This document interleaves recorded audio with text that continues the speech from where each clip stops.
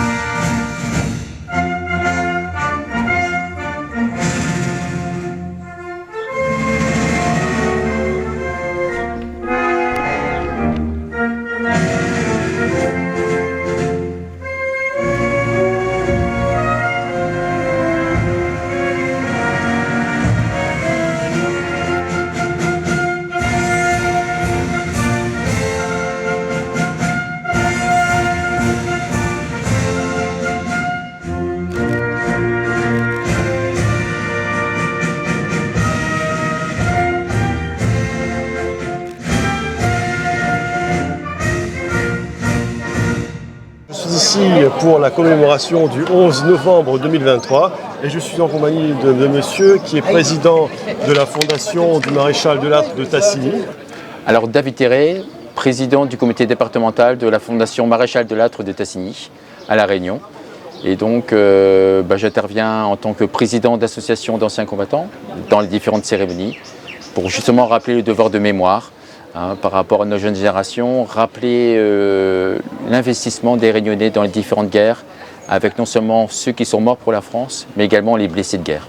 Alors, monsieur, qu'avez-vous pensé de cette commémoration? En plus, il y avait la flamme du soldat inconnu qui est venue, pour la dernière fois. Là.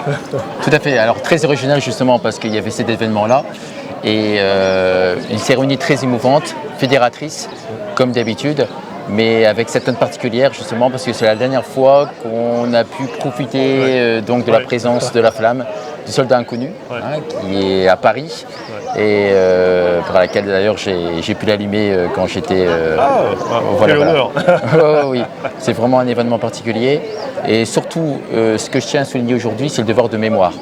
Ce qu'on veut transmettre aux Réunionnais, c'est qu'on a notre spécificité de tolérance, de vivre ensemble avec toutes les communautés et essayons de préserver cette union, parce qu'on voit ce qui se passe actuellement avec l'Ukraine, avec la Palestine, actuellement. Il y a un risque de troisième guerre mondiale d'ailleurs, c'est assez effrayant, quoi. Il est toujours pesant de plus en plus aujourd'hui parce qu'on voit hélas la stupidité humaine, hein, la course aux armements. Les gens deviennent déraisonnables. Hein, c'est un point de vue personnel, mais je veux dire, il y a d'autres moyens de préserver la paix. Et comme d'habitude, l'homme ne retient pas les leçons du passé. Voilà. Donc c'est à nous de faire en sorte. Aujourd'hui, c'est une cérémonie non seulement pour le 11 novembre, pour la Première Guerre mondiale, mais également pour tous les morts et les blessés. N'oublions pas les blessés. Hein, Première Guerre mondiale, c'était 9 millions de morts et plus de 27 millions de blessés. Et là encore, il y a des conflits, hein, on l'a appris tout à l'heure. Cette année, en Irak, 3 Français sont morts en Irak pour préserver la paix. D'ailleurs, on l'a annoncé, les morts pour la France. Il y en avait un de 27 ans, un autre de 29 ans, un autre de 32 ans. Voilà. C'est dramatique. C'est dramatique parce que non seulement pour leur famille, parce qu'ils étaient papas, ils avaient des enfants, mais également pour tout l'environnement. Hein, et n'oublions pas leur sacrifice. Hein, tout ça pour justement préserver la paix et faire en sorte que le pallier à la bêtise humaine. Hein, on le voit ce que ça peut donner aujourd'hui. Quel est l'objet de votre fondation ? Alors l'objet de la fondation, c'est rappeler aux jeunes, hein, parce que le maréchal de Lattre de Tassigny était vraiment axé sur la jeunesse, croyait en la jeunesse, hein, il a toujours cru en la jeunesse parce que c'est vraiment un terreau qui est favorable aujourd'hui, surtout dans les temps actuels. Il y a des pertes de repères et malgré cela, les jeunes, moi je suis toujours ébahi hein, par l'imagination, par l'adaptation des jeunes, il faut croire aux jeunes. Et donc l'objet c'est justement de rappeler à ces jeunes un petit peu notre histoire. Hein, elle est très peu connue, notamment à La Réunion, de la participation des Réunionnais aux différents conflits. Hein, on part toujours dans l'histoire, les livres d'histoire de l'Hexagone, mais jamais de la participation des Réunionnais. Et donc c'est un devoir de mémoire auquel je suis attaché, hein, à savoir peut-être que l'année prochaine, au 15 août, on va rendre hommage également, on a identifié aux archives départementales pas mal de Réunionnais qui avaient participé à la Seconde Guerre mondiale et qui ne figurent pas sur les différents monuments. Donc notre rôle, c'est participer avec l'ONAC, l'Office national des anciens combattants, à rétablir cette injustice hein, et mettre à l'honneur les Réunionnais qui sont morts pour la France. Et d'ailleurs, c'est un sujet qui m'est très cher, puisque dans ma famille, j'ai 3 poilus, justement. C'est du côté créole de mon père, du côté métropolitain de ma mère. Du côté de mon père, j'ai mon grand-père et mon grand-oncle, en fait. Et donc, les soldats de 14-18, c'est quelque chose qui est vraiment très important pour moi. Et d'ailleurs, ma mère m'avait dit que mon grand-père, à l'époque, la flamme du soldat inconnu, il tenait beaucoup, parce que ça symbolisait ses camarades qui étaient morts au combat et dont on ne connaissait pas le nom. Donc la flamme du soldat inconnu permet de représenter, en étant anonyme, permet de représenter tous les poilus. C'est ça qui est vraiment extraordinaire. Et à l'instant, vous avez parlé de la jeunesse, mais la jeunesse, je pense qu'elle a besoin de plus de repères maintenant dans ce monde qui est de plus en plus, ce qui est de plus en plus consumériste en fait. Elle a besoin de repères comme l'honneur, les devoirs, parce qu'on a moins de devoirs. Les gens cherchent plus les loisirs en fait, alors que voilà, une civilisation, se crée avec des devoirs, quoi. C'est ça, des devoirs, des repères.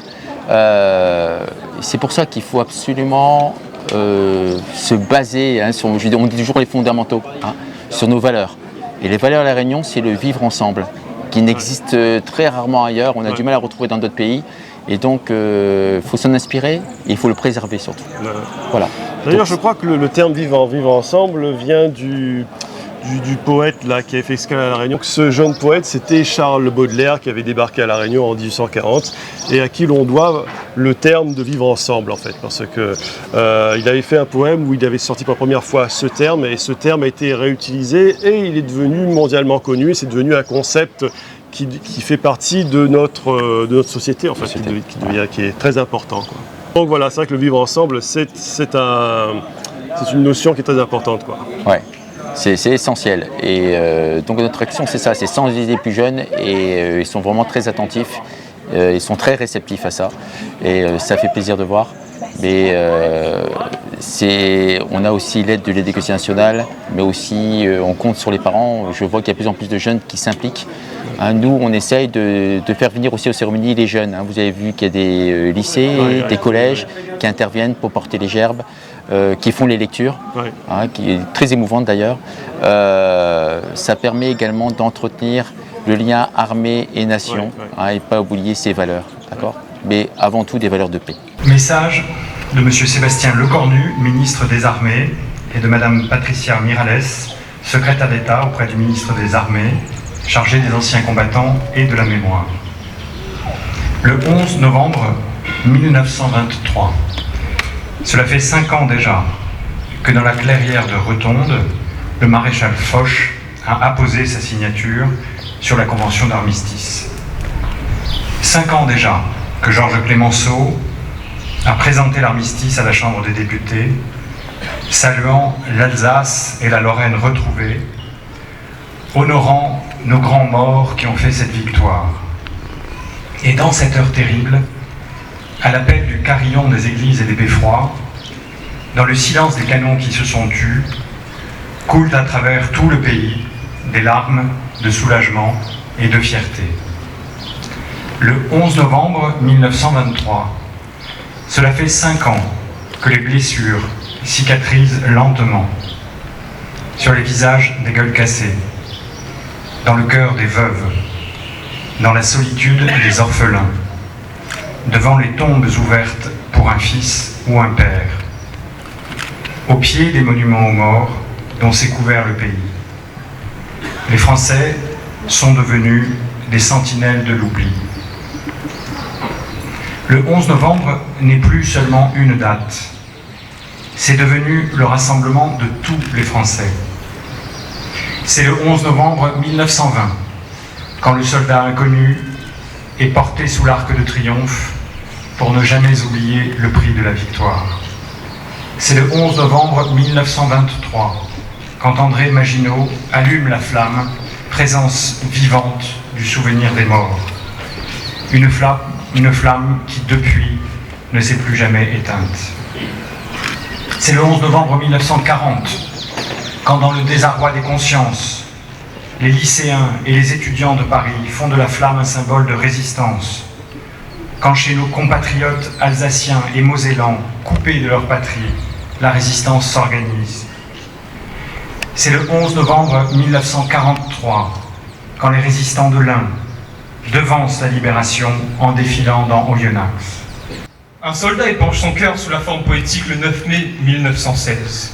Poème d'un soldat créole du 9 mai 1916. Mon petit garçon, ma femme adorée, tandis qu'un instant le canon fait trêve, je viens, près de vous, vivre de doux rêves, et vous embrasser, oh mes bien-aimés. Ici, c'est la neige, la pluie et le vent. Là-bas, au pays, c'est le beau soleil. Ici, c'est le froid, la boue et le sang. Là-bas, la douceur de l'été vermeil. Je ne me plains pas. C'est pour la patrie que j'endure tout. C'est pour notre France. Quand le cœur défaille, ma femme chérie, je relis tes lettres parlant d'espérance. Conte à notre fils tous nos beaux faits d'armes, des joies et douleurs de l'horrible guerre. Sois forte et vaillante, refoule tes larmes, pour, à notre enfant, parler de son père. Penses-tu à papa, toi, mon Jean chéri? Sois sage et docile, aime ta maman. Mon cher petit homme, je te la confie, jusqu'à ce que papa chasse la nuit. Si je meurs, mais non, je dois vous revoir, revoir le pays, son ciel radieux, le vieux barachois où l'on va le soir, rêver aux étoiles devant les flots bleus. Au revoir donc, toi, mon tout petit. Mets pour un baiser ton front sur mon cœur. À lui, mon aimé, je te réunis. Nous aurons, crois-moi, encore du bonheur.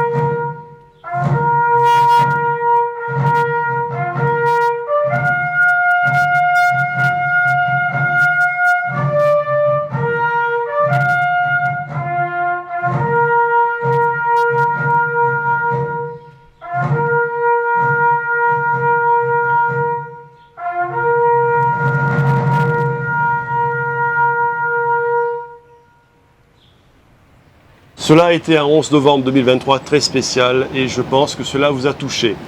Et moi, je vous souhaite une bonne journée et je vous donne rendez-vous pour un prochain numéro de Sous la Varangue. À très bientôt.